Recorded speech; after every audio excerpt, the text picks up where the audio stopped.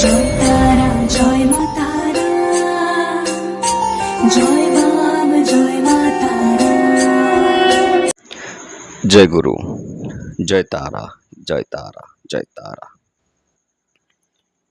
ये आज सप्तशती चंडी की श्रृंखला के इस वीडियो में सुख, सौभाग्य और स्वास्थ्य इन तीनों की प्राप्ति करने के लिए सप्तशती चंडी का एक श्लोक को हम मंत्र के हिसाब से कैसे प्रयोग करेंगे, उसी प्रकरण में आज का वर्णन होने वाला है।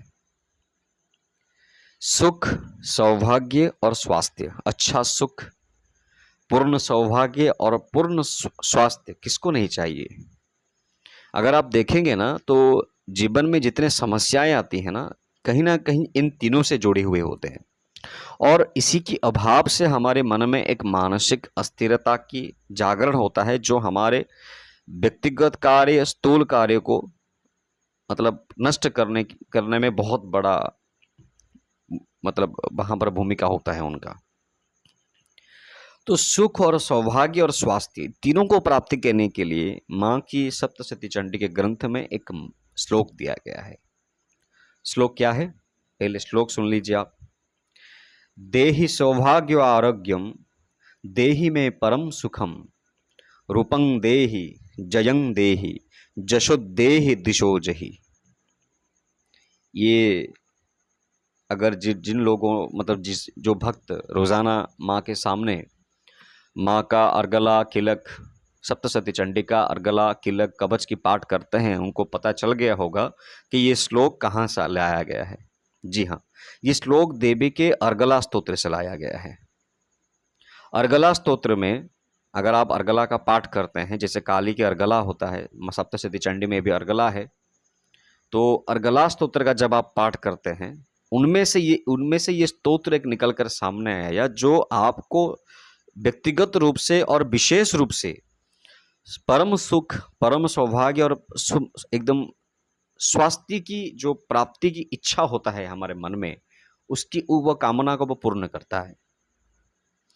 इसका प्रयोग थोड़ा अलग है पहले वाले विधानों से। पहले विधान सुन लीजिए कैसे इसको आपको अनुष्ठान करना है। किसी भी बुधवार या शुक्रवार को रात्रि के 10 बजे के बाद सेम प्रोसेस है। माँ दुर्गा का पूजा कीजिए, पंचोपचार हो, षोडोपचार हो, दशोपचार हो, पूजा कीजिए माँ का, और माँ के सामने संकल्प कीजिए हाथ में पानी लेकर कि हे माँ, मैं अपनी सुख, सौभाग्य और स्वास्थ्य के लाभ के लिए आपका इस मंत्र का अनुष्ठान करने वाला हूँ। मुझे आशीर्वाद प्रदान कीजिए या शक्ति प्रदान कीजिए या फिर मेरे संकल्पित कामना के हिसाब से पूर्ति कीजिए। और अब उसके बाद आपको क्या करना है, ओम लगाकर, ठीक है, ओम लगाकर इस मंत्र का एक माला आपको जाप करना है।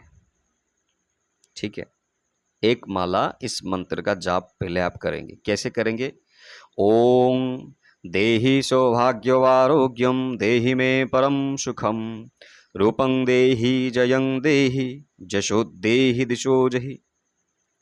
ओम साथ में लगाकर, प्रारंभ में ओम लगाकर, जब ओम लगाएंगे तो ये मंत्र हो जाएगा, श्लोक से मंत्र में रूप परिवर्तित होगा ये। इसका पहले 108 बार एक माला आपको जाप करना है। फिर इसके बाद क्या करना है, सप्तशती चंडी की पुस्तक लाइए, वहां पर अर्गला स्तोत्र है। अर्गला स्तोत्र में उस पेज में आप जाइए। अर्गला स्तोत्र के हर एक श्लोक को पाठ करने से पूर्व पहले ये श्लोक की पाठ होगा, फिर अर्गला का एक स्तोत्र का पाठ होगा, फिर दोबारा इस श्लोक का पाठ होगा। इसको संपुटित पाठ कहा जाता है। मैं आपको एक उदाहरण देकर बता रहा हूं कैसे करेंगे।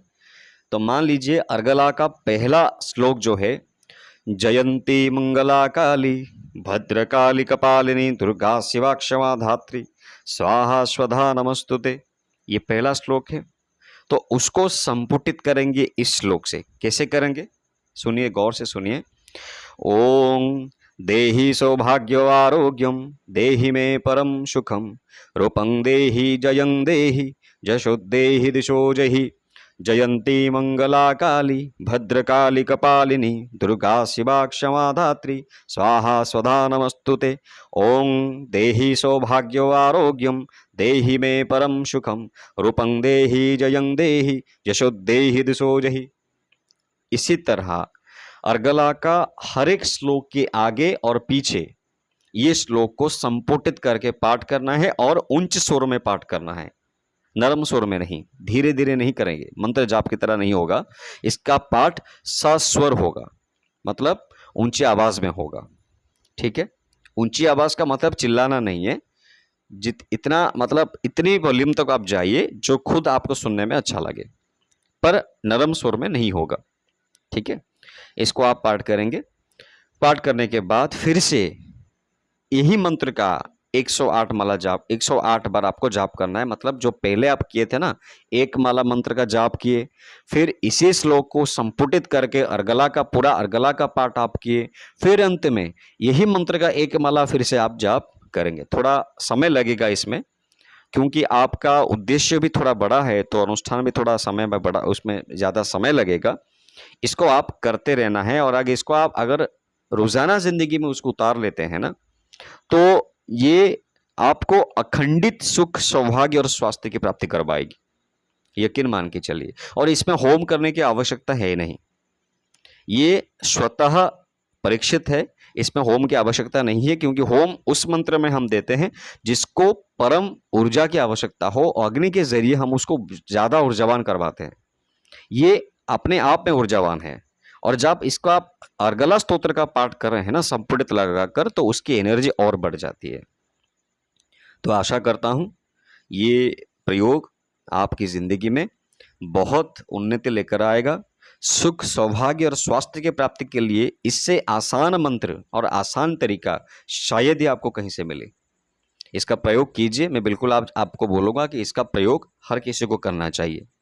हर कोई कर सकता है, पुरुष हो नारी हो, कोई भी इसको प्रयोग कर सकता है। बस उच्चारण सही होना चाहिए और मन में माँ के प्रति निवेदन होना चाहिए, इतना ही उसका नियम है। बाकी सब माया अपने आप देख लेगी। उसके साथ मैं आज आपकी वाणी को, मतलब मेरी वाणी को आज विराम देता हूँ। आशा करता हूँ कि ये ज्ञान आपको बिल्कुल सहायता होगा। जय तारा, जय तारा, जय तारा।